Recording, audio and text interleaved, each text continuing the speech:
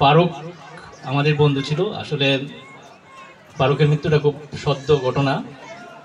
আমরা অনেক দিন আমরা একসাথে ছিলাম। তো ফারুক সম্বন্ধে কিছু কথা বলার জন্য আমি সেলিমকে একটু বলছি। আজিমুদ্দিন স্কুলের সহকারী প্রধান শিক্ষক সেলিম, একটু আসো। এবং এর আগে কফির কিছু বলতে চাও? আসলে আমরা অত্যন্ত বেদনাহত। আমাদের গণিত বিভাগের অত্যন্ত ট্যালেন্ট ছিল কঠিয়াদির। আমার পাখুন্দিয়া এলাকার পরিসংখ্যান অফিসার ছিল। ওর সাথে আমার প্রতি মাসে 2-1 বা 4 বার সাক্ষাৎ হয়েছে। আসলে অত্যন্ত ভালো ছিল। আমরা এই পরিবারের জন্য দেখা যাক কিছু করতে পারি কিনা।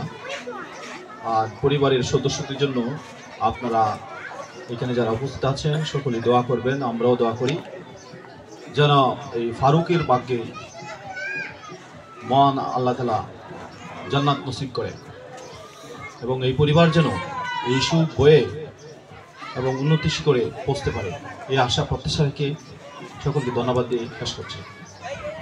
আচ্ছা, আমাদের এই প্রোগ্রামের উদ্দেশ্য কিন্তু গেট টুগেদার। আমরা একজন আরেকজন সুখ দুঃখের, আমি জানি না কয়জন ভাবির সাথে কথা বলেছেন, কারণ আমি একদিন মারা যাব, আমার বন্ধুরা একদিন মারা যাব। এটার উদ্দেশ্য কিন্তু অনেকগুলো এই গেট টুগেদারের। আমরা আমাদের নলেজগুলো শেয়ার করব, আমাদের সুখ দুঃখ আনন্দগুলো আমরা শেয়ার করব, এটাই কিন্তু আমাদের উদ্দেশ্য। এখানে আমরা কিন্তু বাসায় খাই, এখানেও খেলাম। সো আমাদের উদ্দেশ্য কিন্তু একটু মানে যেন আমাদের অবর্তমানে আমাদের সন্তানরা যেন একজন আরেকজনের সাথে চিনে, রাস্তায় দেখা হয় যে আমার বাবার বন্ধুর ছেলে, হ্যাঁ আমার বাবার বন্ধুর মেয়ে, এই জিনিসটা যেন থাকে। এই আনন্দ এক থাকবে না, কিন্তু পরবর্তী প্রজন্ম যেন এই যোগসূত্রটা থাকে, সেটা হলো আমাদের এখানে উদ্দেশ্য। এবার একটু সেলিম কিছু বলো। আচ্ছা,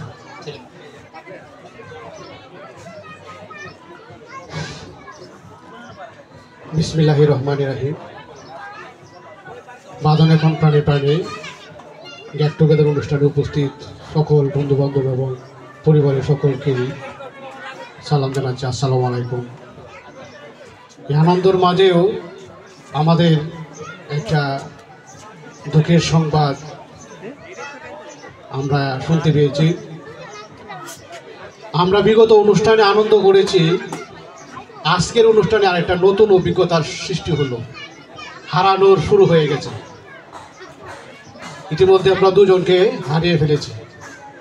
এই অনুষ্ঠানের মূল যে বিষয় বন্ধু ওমর ফারুক বলেছে, আসলে এই বন্ধন যেন আমাদের ভবিষ্যতে থাকে, আমাদের নতুন প্রজন্ম, পরবর্তী প্রজন্ম যাতে একে অপরকে সহযোগিতা করতে পারে। আর যারা এরকম সমস্যায় পড়ে যাবে, আমরা যেন যার জায়গা থেকে আমরা সহযোগিতা করতে পারি, এটাই থাকবে আমাদের এই আয়োজনের মূল বিষয়। আমি আমার সেই বন্ধু বর দুজনের রোহের আত্মার মাগফিরাত কামনা করছি, তারা যেন বেশ নসিব হয় এবং পরিবার সুখসপ্ত পরিবারে যেন আল্লাহ যেন তাদেরকে ধৈর্য ধারণ করতে সাহায্য করেন এবং সেই সুখ যেন তারা সইতে পারে, ভবিষ্যতে যেন তাদের সন্তানাদিদেরকে লালন পালন করে সামনের দিকে এগিয়ে দিতে পারে। ধন্যবাদ সকলকে। সংক্ষেপে বলো। আসসালামু আলাইকুম। আমার বন্ধু যে ফারুক যে মারা গেছে, আমরা একই উপজেলা চাকরি করতাম। পাকুন্দিয়া যখন ও ছিল, আমি পাকুন্দিয়া যোগদান করি।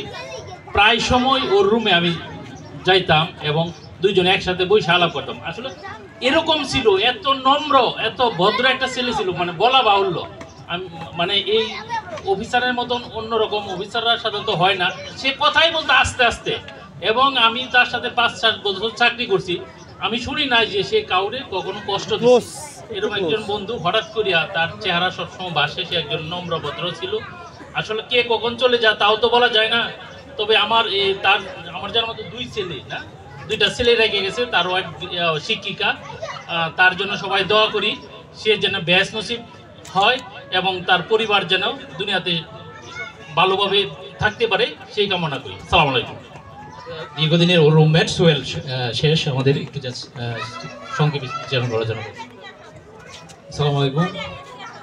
ফারুক হোসাইন আমাদের ম্যাথের বন্ধু ছিল, সবার সাথে ওর সম্পৃক্ততা ছিল, ক্লোজলি সম্পর্ক। আমরা তিনজন একসাথে ছিলাম, এত ওতপ্রোতভাবে ছিলাম, এক বেডে শুয়েছি, এক টেবিলে পড়েছি, অনেক স্মৃতি আছে।